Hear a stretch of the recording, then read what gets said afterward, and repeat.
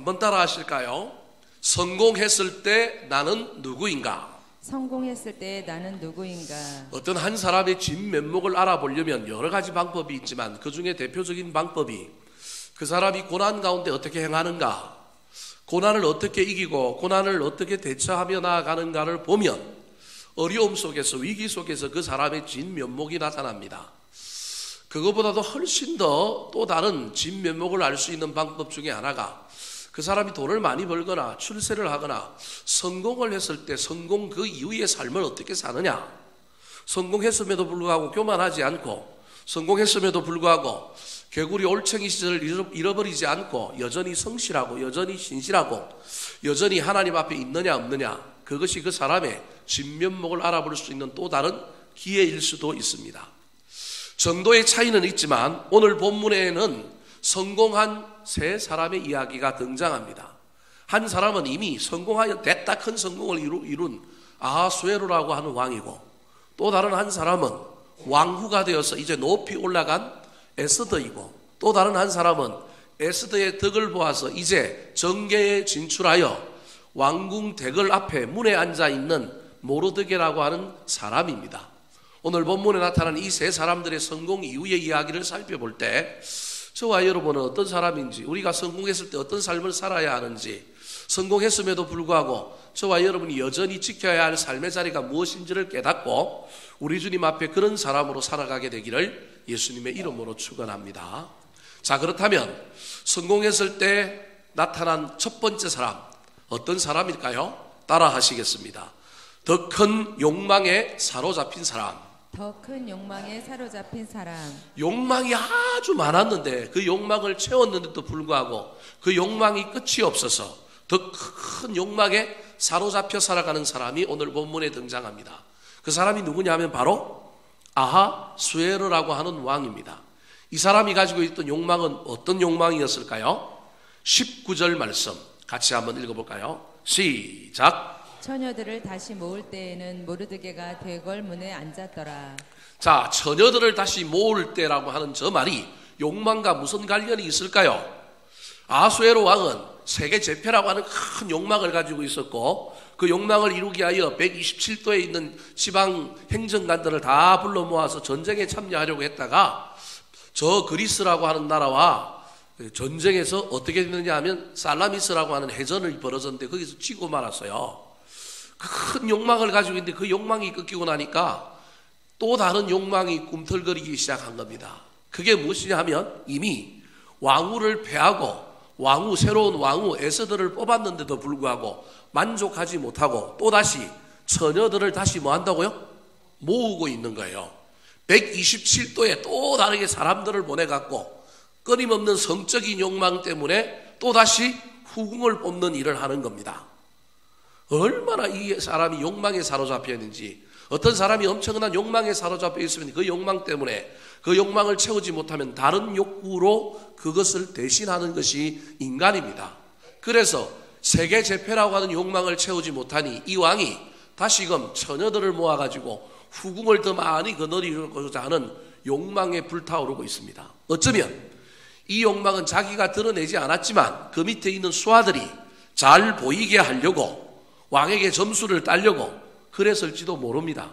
설사 그렇다 칠지라도 그 욕망의 원초, 시작은 누구에게 있었느냐 하면 왕에게 있었던 겁니다. 아, 왕이 여자를 좋아하는구나, 왕이 후궁 뽑기를 원하는구나, 그것을 깨달았기 때문에 밑에 있는 부하들이 자신들의 정권을 유지하고 자신들의 기득권을 유지하기 위하여, 또는 에스더를 뽑아 와스디를 배려하고 에스더를 왕위에 올림으로 말미암아 덕을 보았던 정치 세력과 또 다른 세력들이 또 다르게 여자를 뽑음으로 말미암아 그 후궁을 통하여 자신들의 정권을 더 공고히 하고 더 높이 올라가려고 하는 욕망, 그러니까 왕의 욕망과 그 밑에 있는 누구의 욕망이 합작품이 되었느냐 하면 신하의 욕망이 합작품이 되어서 일어나고 있는 이야기가 오늘 본문 19절에 나오는 처녀들을 다시 모을 때라고 하는 이야기입니다.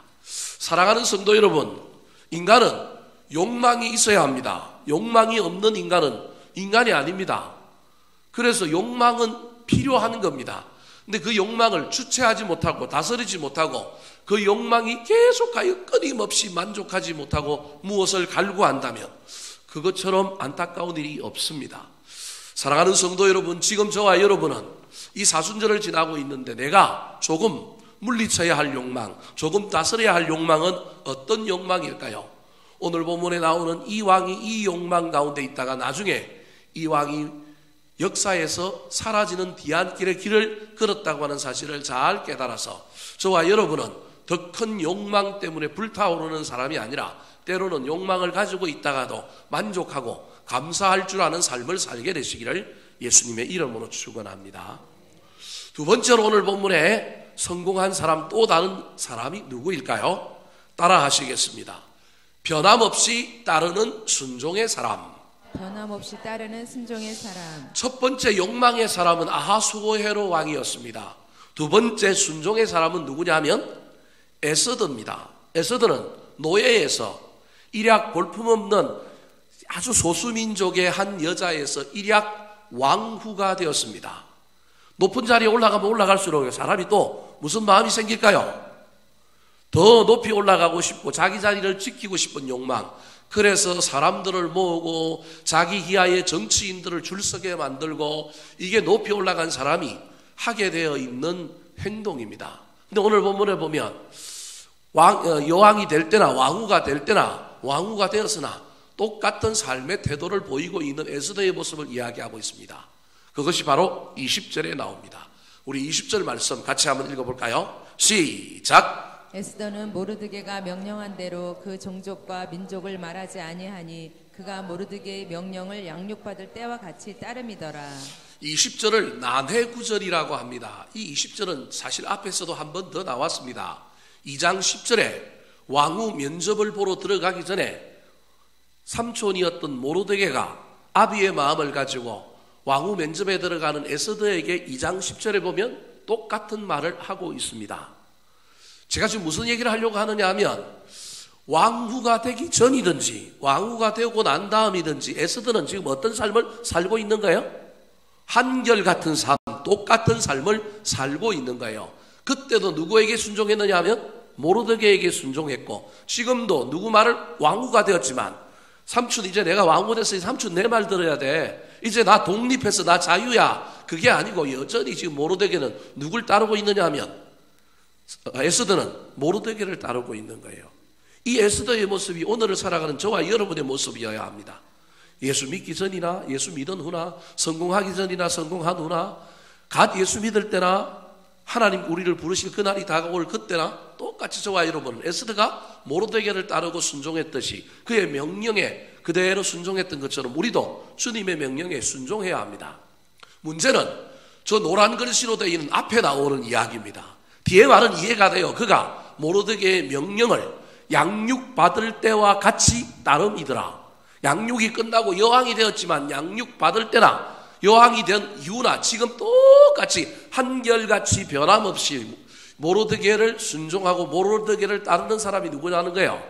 에스더라는 거예요. 그래서 나중에 모르드게가 민족의 위기 앞에 에스더 찾아와서 권면하잖아요. 네가 왕후가 된 것이 이때를 위함인지 모른다. 기도해봐라. 그때 이 삼촌의 이야기를 따르잖아요. 또 순종하잖아요. 이게 순종의 여인, 한결같이 변함없이 어제나 오늘이나 왕후가 되기 전이나 된 이후나 똑같은 모습을 보이고 있는 겸손한 순종의 사람이 누구냐 하면 에스더인 거예요. 문제는 저 노란 글씨인 거예요. 노란 글씨 때문에 저 구절을 성경을 이해하고 해석하기 힘든 난해 구절이라고 합니다. 저 노란 글씨에 뭐라고 되어 있냐면 에스더는 모르드게가 명령한 대로 그 종족과 민족을 말하지 아니하니. 면접 보러 가기 전에도 삼촌이 에스더 보고 너 유대인이라고 말하지 마라. 히브리 사람이라고 말하지 말라고 얘기한 겁니다. 그런데 왕후가 되고도 왕한테도 주변 사람들에게도 이 모르드게의 명령을 그대로 순종하여 자기가 어느 민족인지를 드러내지 않았다라는 거예요. 순종이라고 관점에서 보면 이게 괜찮은 건데 신앙의 지조와 순결과 정조의 관점에서 보면 저거 비겁하잖아요. 그죠? 다니엘은 뜻을 정하고 내가 유대인이기 때문에 나는 이방민족이 주는 음식 못 먹습니다. 안 먹겠습니다. 그래도 내가 얼굴에 핏기가 돌고 막 얼굴에 빛이 나고 내가 잘 사는 모습 보여드리겠습니다. 다니엘은 처음부터 자기가 유대인이라고 밝히잖아요. 그리고 당신들은 음식 안 먹겠다고 이야기하는 거잖아요. 다니엘은 총리가 되었어도 예루살렘을 향하여 난 창문을 열고 하루에 3번 기도하잖아요. 난 유대인이기 때문에 내 뿌리는 저기다. 그걸 알았던 적편에 있던 사람들이 그 다니엘을 죽이려고 엉뚱한 법을 만드는데도 불구하고 알고도 다니엘은 떳떳이 자기의 정체성, 예수 믿는 사람이라고 하는 그리스도인이라고 하는 정체성을 드러냈단 말이에요. 근데 지금 모르드게와 에스더는 저걸 지금 드러내지 말라고 한 사람은 얘기하고 있고 그 말에 따라서 비겁하게 뭐 하고 있는 거예요? 안 드러내고 있는 거예요. 저걸 어떻게 해석해야 될까? 저걸 어떻게 봐야 될까? 저게 좋은 것이라고 이야기해야 될까? 나쁜 것이라고 이야기해야 될까? 저기에 대한 여러 가지 해석이 있는데 2개의 해석을 여러분에게 소개하면 저도 정답을 잘 모르기 때문에 소개하는 거예요, 여러분. 오해하지 마시고 그 중에 제가 주장하고 싶은 건 있지만 저게 어려운 구절이라는 거예요. 첫 번째 해석은 우리 인간이 다 연약하다라는 거예요. 처음부터 예수 잘 믿고 처음부터 어렵고 처음부터 막 전부 자기 지조를 드러내고 막 공산당이 쳐들어와도 막 목에다 총을 겨누고 막 너 예수 안 믿으면 너 살려줄게, 예수 믿으면 너 죽인다. 그래도 그 길을 꿋꿋하게 가는 사람, 처음부터 그런 사람이 있는가 하면 하나님의 나라에는 그런 사람들뿐만 있는 것이 아니라 때로는 좀 비겁하고 때로는 좀 변절자일지라도 결정적인 순간에 마음을 바꾸고 결정적인 순간에 자신의 정체를 드러내는 사람, 그 사람도 하나님의 입장에서 보면 하나님 나라의 뭐라는 거예요? 백성이다. 예를 들 같으면 예수님 앞에 요한복음 3장에 보면 찾아왔던 비겁한 사람이 한 사람이 있어요. 그 사람이 누구예요? 니고데모라고 하는 사람이에요. 떳떳하게 못 찾아오고 언제 찾아와요? 밤에 찾아와요. 진리에 대한 욕망은 있는데 세상에 포지션이 있고 세상의 사람들이 자기를 어떻게 볼까 눈치가 보여서 낮에는 못 찾아가고 언제 찾아가는 거예요? 밤에 찾아가고 예수님한테 묻는 거예요. 어떻게 영생을 얻을 수 있는지. 이 사람에게는 2개가 다 같이 들어있는 거죠. 하나님을 믿는 마음, 세상에 대한 어떤 연결권, 이 2개가 다 있잖아요. 그죠? 그렇다고 해서 니고데모를 나쁜 사람이라 할 수 있느냐? 엄격한 의미에 보면 저 사람은 그래도 나쁜 사람이긴 하지만 세상이 꼭 그럴 수 없다라는 거예요. 백로처럼 하얀 사람만 있는 것이 아니다. 하나님은 그런 사람들만 맞아주시는 분이 아니다. 그런 해석이 하나가 있어요. 그런 해석을 그냥 이렇게 그냥 저처럼 해석하는 게 아니라 잠시 잠깐 자기를 드러내지 않음으로 말미암아 결정적인 순간에 자기의 민족성을 드러내고 자기의 정체성을 드러내서 나중에 하나님 나라에 합당하게 쓰임받기 위하여 잠시 잠깐 쓰임받지 못한 영적인 상태에 있었다. 무슨 말씀이 이해되시죠? 그런 의미로 해석하는 경향이 있어요. 저는 이걸 결코 받아들이지 않는 사람이긴 한데 이런 해석이 있어요. 그래서 제 많은 인간도 너무 미워하지 말고 제 많은 인간도 너무 이상하게 보지 말라. 저 인간도 나중에 결정적으로 누구한테 쓰임 받을 수 있다? 하나님한테 쓰임 받을 수 있다라는 거예요. 아리마대 요셉 예수님의 시체를 달라 그러고 그 시체를 자기가 묻힐 아주 그 고급 묘지에 예수님을 장사했던 사람인데 성경에 한 번도 안 나와요. 안 나왔다가 뜬금없이 언제 나와요? 예수님이 십자가에 못 박고 죽고 난 다음에 그때서야 정체성을 발휘하고 실적 나와가지고 빌라도에게 찾아가고 뭐 달라 그래요? 시체 달라 그러는 거예요. 그 공회원이란 말이에요. 그러면 공회에서 예수님을 판결할 때 반대를 하든지 그 전부터 예수님 구명 작업을 하든지 아니면 그 전에 예수님을 쫓아다녔든지 이러면 되는데 안 했단 말이에요. 그렇다고 해서 우리가 아리마대 요셉을 나쁜 사람이라고 말하지 않는 것처럼 그런 유의 해석은 있다라는 거예요. 근데 그 해석보다는 저는 이 해석을 훨씬 더 좋아합니다. 하나님의 영적인 섭리, 하나님의 어떤 사인이 있었기 때문에 모르드게가 미래에 대해서는 뭘 모르지만 그냥 비겁하게 자기 인생의 유익을 위하여 시류를 따라서 자기 목숨을 보전하기 위하여 이런 행동을 한 것이 아니라 성경에 어디에도 근거는 없지만 모르드게가 에스더에게 너 우리 민족을 말하지 말라. 그리고 그 이후에도 말하지 말라고 했던 것은 어떤 하나님의 인도하심과 지시하심이 있어서 하나님의 섭리를 이루기 위한 거라는 거예요. 이런 해석을 주장하는 사람들의 근거가 하나 있어요. 어디에 있느냐 하면 오늘 본문 뒤에 3장 3절과 4절에 보면 이런 해석을 할 수 있는 근거가 나옵니다. 자, 3장 3절 말씀 같이 한번 읽어볼까요? 시작. 대궐문에 있는 왕의 신하들이 모르드게에게 이르되 너는 어찌하여 왕의 명령을 거역하느냐 하고. 자, 저게 무슨 말이냐면 3장 1절이 어떻게 시작되느냐 왕이 옛날에 에스더 와스디를 배우하고 에스더를 왕으로 올릴 때 쓰임받았던 대신이 머뭇간이라고 하는 대신이었어요. 아마 이 머뭇간을 폐위한 것 같아요. 그리고 난 다음에 또 다른 대신을 왕 다음으로 높이 올리는데 그 사람이 누구냐면 그 유명한 하만이라고 하는 사람이에요. 이 하만을 높이면서 온 세상에 조서 하나를 내렸는데 그게 뭐냐면 하만이 지나갈 때마다 모든 사람은 뭐 하라고요? 절하라는 거예요.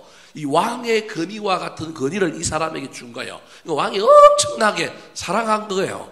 왕이 엄청나게 인정한 거예요. 그래서 왕이 지나가는 것처럼 이 하만이 말을 타고 지나가거나 가마 타고 지나가면 모든 백성들은 그 앞에서 뭐 하라고요? 절을 하라는 거예요. 근데 재미난 것은 이때 모르드게라고 하는 이 에스더의 삼촌이 어디에서 근무를 하고 있었느냐 하면 대궐 문에서 근무하고 있었는데 하만이 지나가는데 뭘 안 해요?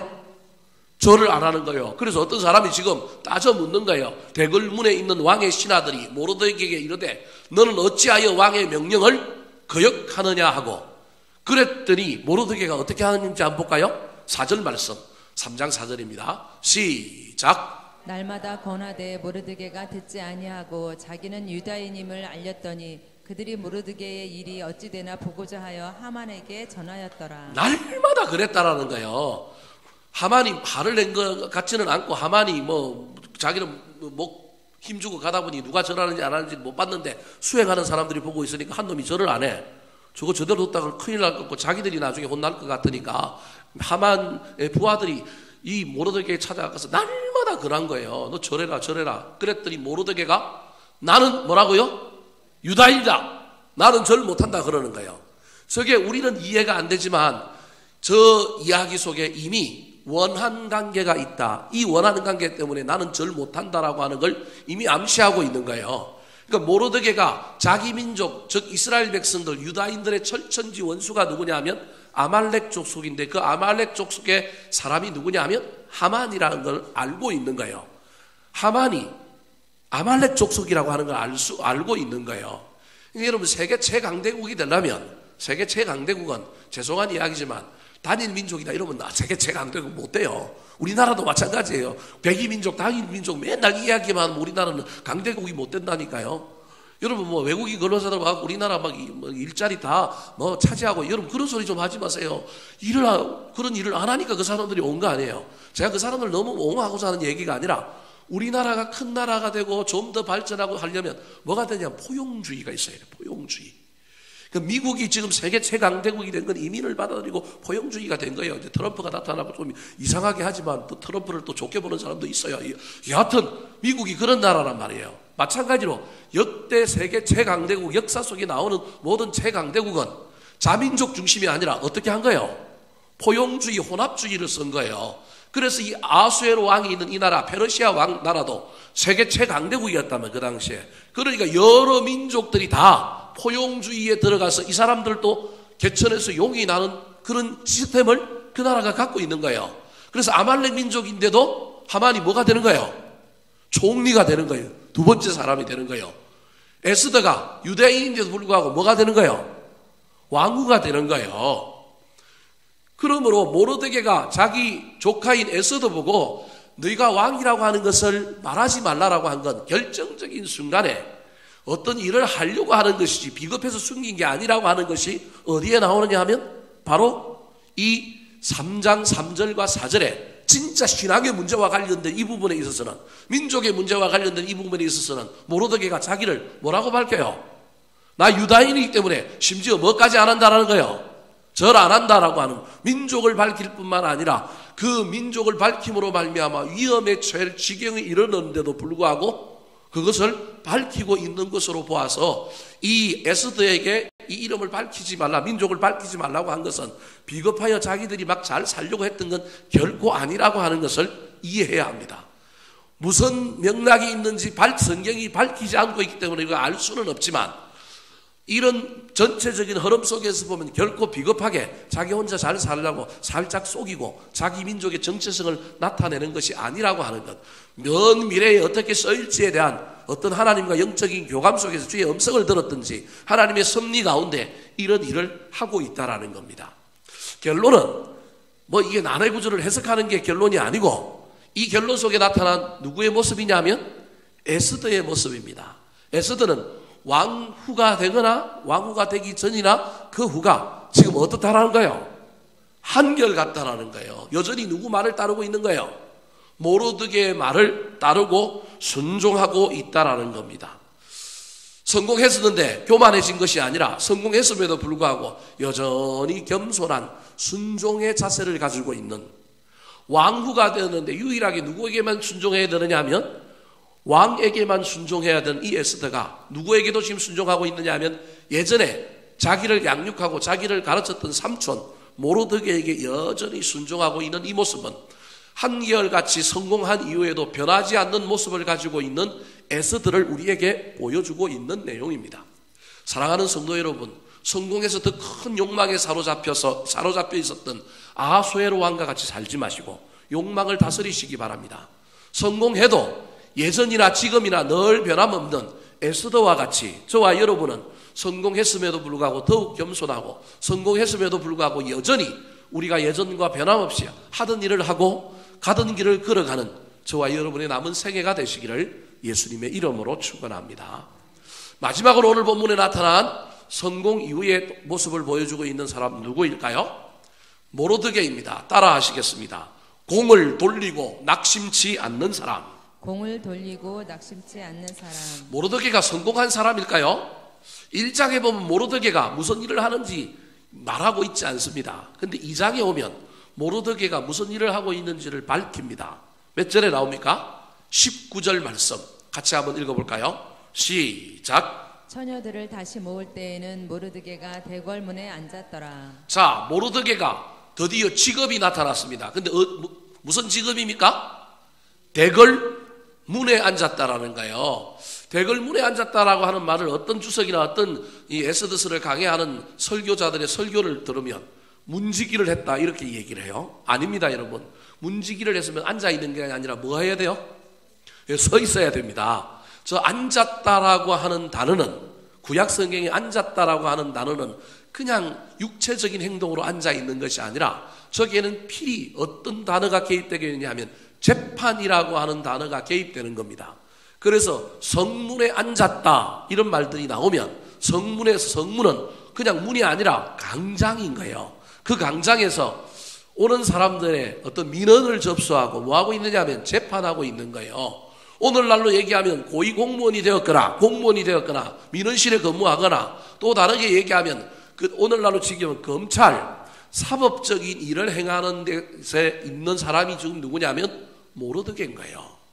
1장에 밝히지 않은 이 모르드게의 직업을 2장에서 밝히고 있는 것은 이게 왕후가, 에스더가 왕후가 되고 난 다음에 일이기 때문에 어쩌면 왕후가 된 에스더로 말미암아 이 삼촌이 새롭게 뭘 한 거예요?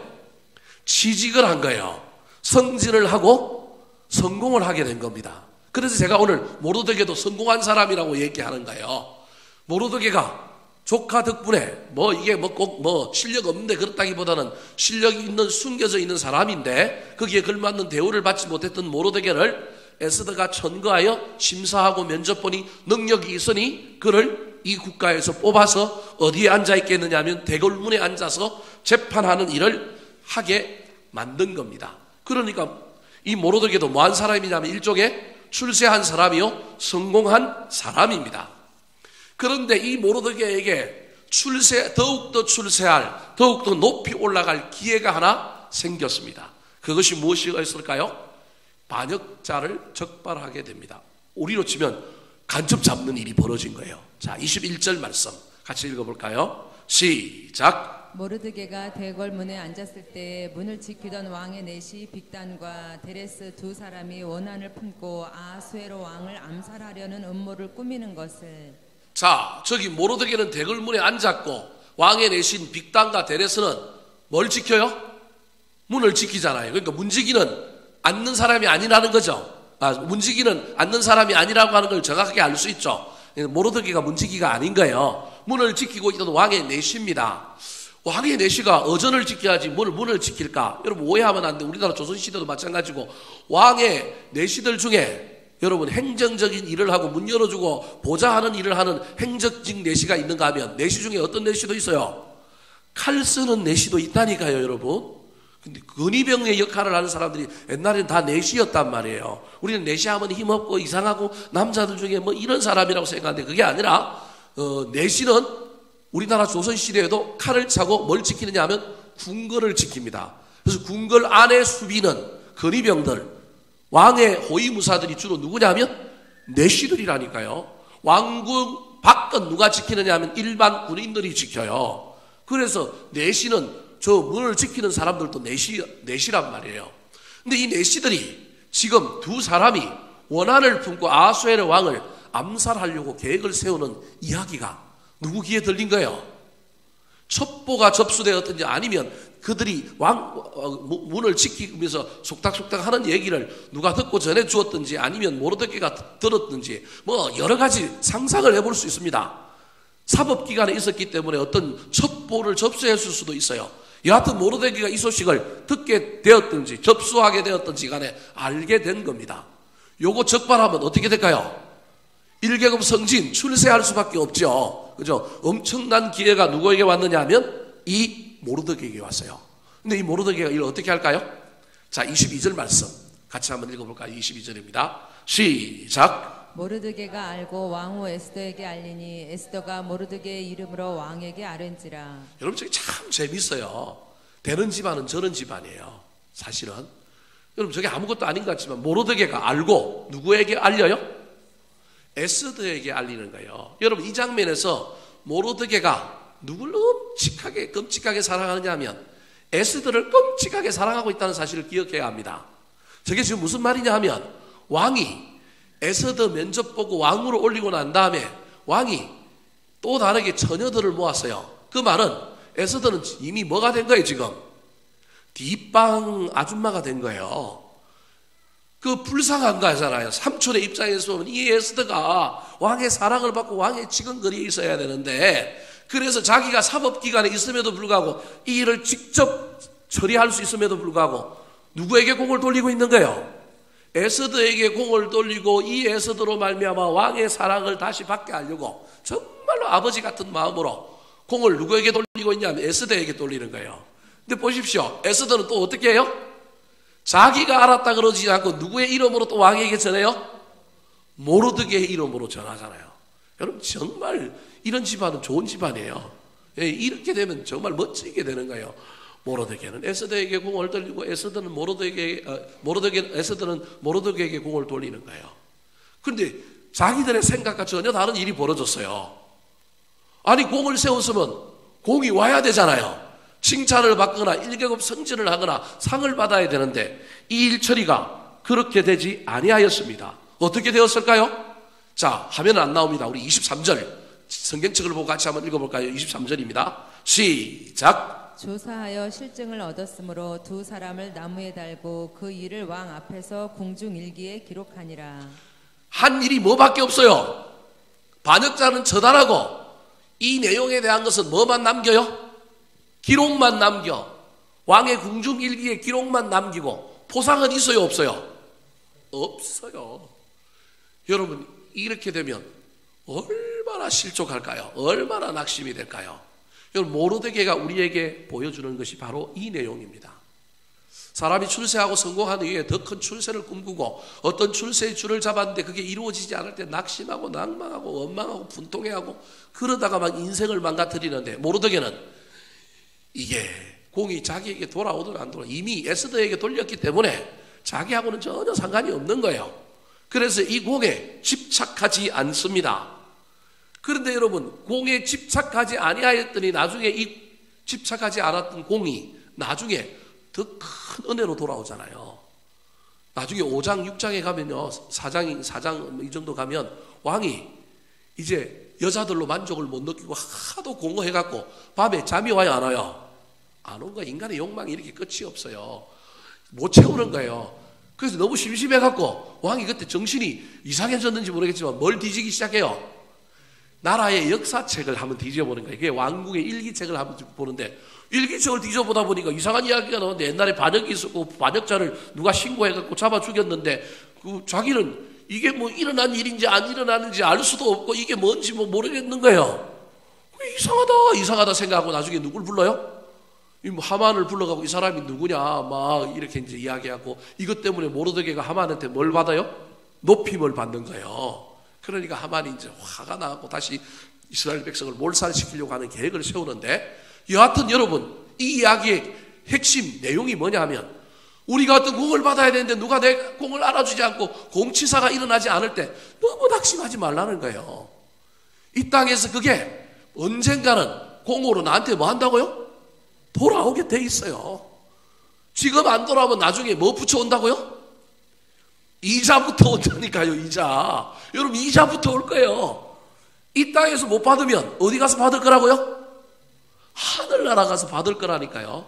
그래서 여러분, 인간이기 때문에 우리가 내가 무슨 일을 하고 뭘 잘했는데, 칭찬받을 만한 일을 했는데 인정받고 싶고, 이게 인간이 왜 없어요? 분명히 있지. 그래서 섭섭마귀가 들어올 만할 때 정신을 바짝 차리고 누구 이야기를 기억하라고요? 모르드게 이야기를 기억해서, 모르드게 그때 좋은 일을 했는데 전혀 공치사를 받지 못했는데 나중에 그게 뭘 붙여오더라? 이자를 붙여오더라. 그래서 성공한 이후에 저와 여러분이 공을 돌리고 낙심치 않는 것이 얼마나 중요한지 모릅니다. 그 공이 나한테 돌아오지 않고 이루어지지 않는 것 때문에 원망하고 불평하고 시기하고 질투하고 딴 사람 미워하다 보면 공로는 공로대로 사라지고 보상도 없고 더 큰 우환과 환란이 우리에게 찾아온다는 사실을 잘 기억하여 저와 여러분이 성공한 이후에 욕망의 문제 잘 다스릴 뿐만 아니라 성공한 이후에도 여전히 겸손의 사람, 순종의 사람, 가던 길을 끝까지 걸어가는 변치 않는 에스더와 같은 사람 되시고, 어떤 공을 세우고도 그 공치사에 너무 연연하게 하지 않고 공이 나에게 돌아오지 않는다고 낙심치 않아서 다시금 갚아주시고 다시금 채워주시는 놀라운 하나님의 은혜를 경험하는 저와 여러분의 남은 생애가 되시기를 예수님의 이름으로 축원합니다.